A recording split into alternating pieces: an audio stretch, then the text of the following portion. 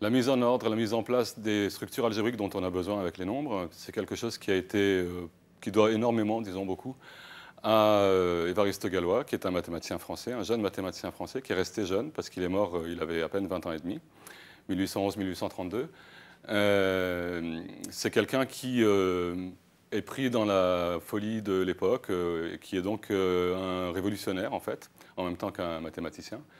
Et c'est en même temps un jeune qui a commencé à faire des mathématiques, disons, à l'âge de 16 ans, et qui est donc mort à 20 ans et demi, pour une sombre histoire qui a été décrite de différentes façons.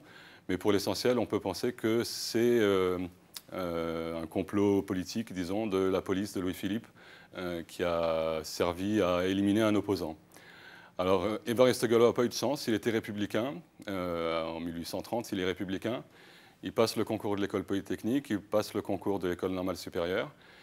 Il ne réussit pas le concours de l'école polytechnique, il s'énerve après son examinateur, il lui envoie une éponge dans la figure, paraît-il, parce qu'il trouvait que la question qu'on lui posait était une insulte à sa personne, et qu'on ne pose pas ce genre de questions, que c'est trop facile et qu'il n'était pas là pour ça. Et donc, au lieu d'entrer à Polytechnique, finalement, il passe l'école normale supérieure et il entre dans l'école normale supérieure. Il n'a pas de chance, l'école polytechnique, c'est un repère de révolutionnaires, de républicains, et l'école normale supérieure, c'est le contraire. Donc, pour réussir à participer aux journées de 1830, il est obligé de faire le mur, carrément, de l'école pour réussir à se joindre aux autres républicains.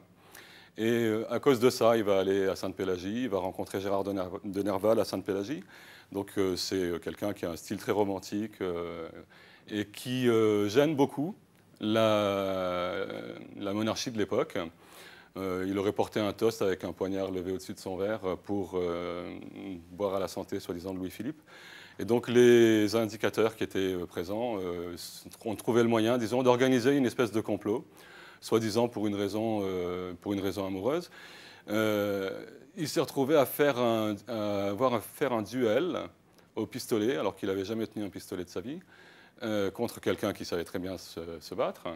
Et donc, il s'est en plus handicapé énormément, puisque tout ce qu'il avait dans la tête en ce qui concerne les mathématiques, il a passé la nuit précédant le duel à essayer de l'écrire. Donc, il a mis de façon très incompréhensible énormément de choses pendant toute la nuit. Évidemment, il est arrivé en n'ayant pas dormi à son duel, en n'ayant jamais tenu un revolver, et donc ça s'est mal passé pour lui, ça s'est mal terminé. Il a carrément été abandonné par ses témoins avec une balle dans le ventre et finalement il est mort 2-3 jours après à l'hôpital après avoir passé la journée avec une balle dans le ventre. Donc c'est quelque chose d'assez exceptionnel parce que finalement il y a un mathématicien qui s'appelle Liouville qui a eu connaissance de ses écrits de sa dernière nuit et qui a eu un réflexe assez surprenant, disons pour l'époque, c'est de dire je ne comprends rien à ce que raconte Évariste Galois. Mais ça a l'air génial. Donc je vais le publier dans mon journal. Il y a un journal qui s'appelle le journal de Liouville. Je vais le publier dans mon journal pour que les autres mathématiciens en aient connaissance et pour qu'on puisse travailler là-dessus. Et ça date de 1846, c'est-à-dire quand même quelques années après sa mort, qu'on tombe sur ses écrits, disons.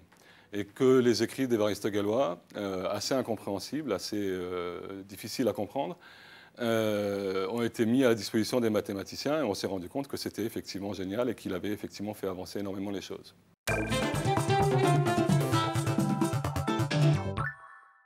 En fait, Évariste Galois travaille sur la résolution des équations de différents degrés et pour ça, il invente en fait ce qu'on appelle la théorie des groupes. Alors, pour voir de quoi il s'agit, on peut regarder sur un triangle équilatéral les transformations qui conservent le triangle équilatéral. Alors, comme il n'y a que 3 sommets, ça veut dire qu'il y a juste à échanger 3 éléments, les 3 sommets. Et donc, finalement, il n'y a que 6 transformations possibles. Et c'est effectivement des transformations géométriques qui conservent le triangle équilatéral. Alors, la première à laquelle on peut penser, c'est tourner d'un tiers de tour, faire ça donc. Ou bien de 2 tiers de tour, 1, 2, et on se retrouve ici. Ou bien 3 tiers de tour, 1, 2, 3, et là, c'est comme si on n'avait rien fait, quoi. Donc ça, c'est disons, 3 des transformations, ce qu'on appelle les rotations. Donc.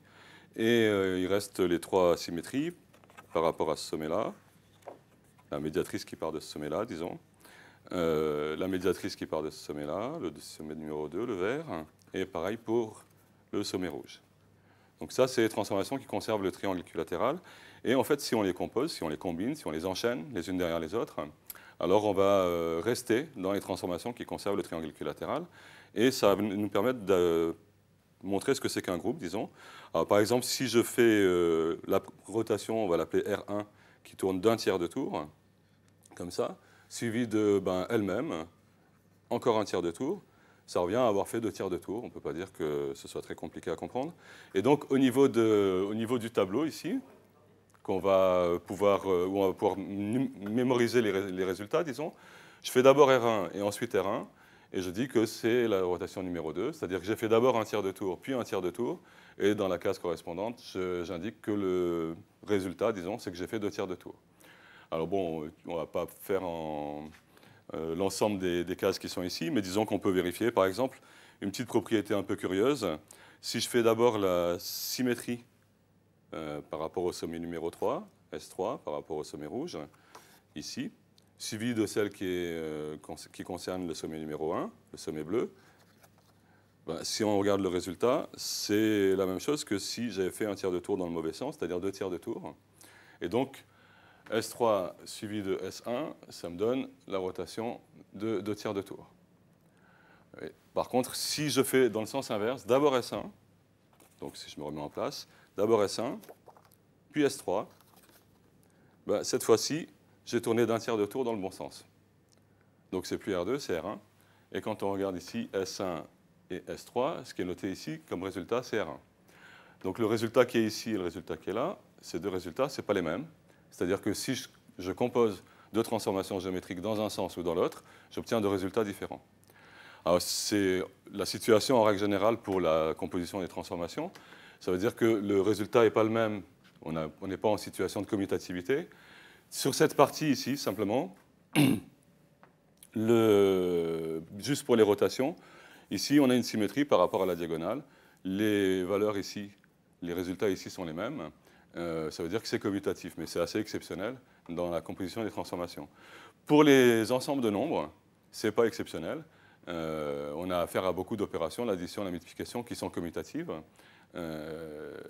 La structure de groupe qu'on va voir apparaître ici, c'est en fait ce qu'on cherche dans les ensembles de nombres. Alors, évidemment, ici, il y a très peu d'éléments. Disons que la première propriété, c'est que ce soit une loi de composition interne, qu'on reste à l'intérieur de l'ensemble des transformations qui conservent le triangle, ou bien à l'intérieur de l'ensemble de nombres qui nous intéressent. Ça, c'est ce qu'on appelle une loi de composition interne. Ensuite, il y a ce qu'on appelle un élément neutre. Ici, un élément qui ne change rien. Là, c'est la rotation de 3 tiers de tour ou de rien, c'est-à-dire qui ne touche rien. R0, R0, R0, R0, R0, R0. C'est quelque chose qui apparaît dans toutes les lignes, dans toutes les colonnes, ici. Et ça veut dire que chaque élément est asymétrique. Donc, lui, il ne change rien. Mais pour l'obtenir, je peux le faire 2 fois lui-même, bien sûr. Mais je peux aussi faire d'abord R2 et ensuite R1. Ou bien je peux faire d'abord R1 et ensuite R2. Ou bien je peux faire S1 suivi de S1, S2 suivi de S2, S3 suivi de S3. À chaque fois, il y a un élément symétrique qui me permet de retomber sur R0, c'est-à-dire l'élément neutre. Alors l'élément neutre pour les ensembles de nombres, pour l'addition, c'est 0.